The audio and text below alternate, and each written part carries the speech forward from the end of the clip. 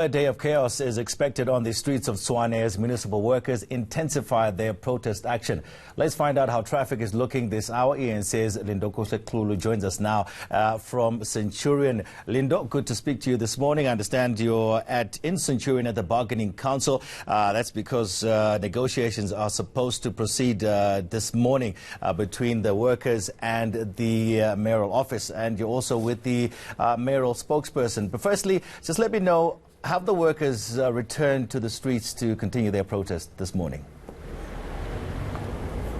Well, Tolly, what is happening today is that the workers have decided they're going to meet at the Tshwane House where we just came from, and what they are doing there is awaiting the outcome of this particular negotiations that will be taking place where we are in Centurion at the local bargaining council. But more so what we have seen in the morning was that traffic was indeed flowing and that there were no buses or any vehicles blockading the road. So traffic is flowing smoothly, and that is why we in fact were able to make it in time to this particular venue at the bargaining council. But I'm trying to now get a sense of all of this impasse, the way it started from Omugolo Dawinyane, the mayoral spokesperson. But first of all, the impasse was started by the fact that the employees saying that some of the senior people were getting an 18% increment. Just confirm that for us and tell us what exactly gave merit to those increments. Good morning, Lindo. I can indeed confirm that the bone of contention from our union members is that some senior managers did receive an 18% increase. Yeah, and tell us why this was possible for the senior managers and not possible, in fact, for the workers that are calling for also an 18% increment.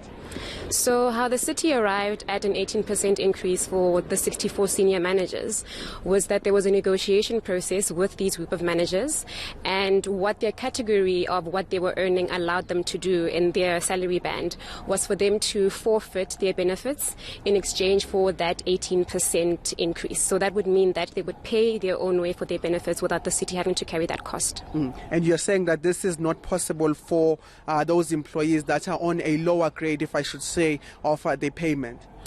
It is not possible. That is the city's current position. So it was only those senior management members, but down from directors going lower, that concession did not apply.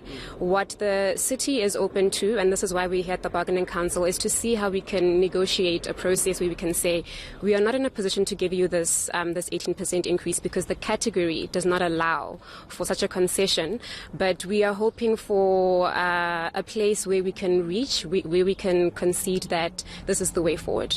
You're going back to the negotiations today, and one of the things that the union has said was that they will not budge with their 18% increment demand. But what is it that you as the city are going with in terms of bargaining with the employees there? What is it that you are offering them? What is it that you can offer them at this stage?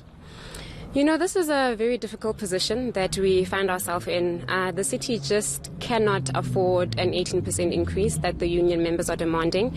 It is not sustainable. It is not affordable. As you are aware, that the city currently cannot charge the 2019-2020 tariff increases. We are currently awaiting on NERSA to give us that approval. So in terms of the city's revenue collection, we are already, a step behind than where we should be. What we are hoping for is really a resolution between the unions where we say currently at this stage the city has not budgeted for an increase of that figure. Let us see what kind of a concession we can arrive to.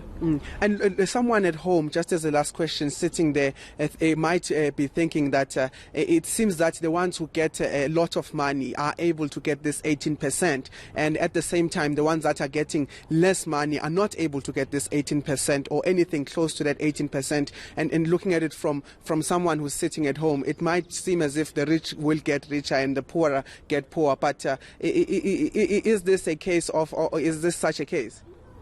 It is definitely not the case. What has happened is that the city went into a negotiation, and that information then trickled down to other employees.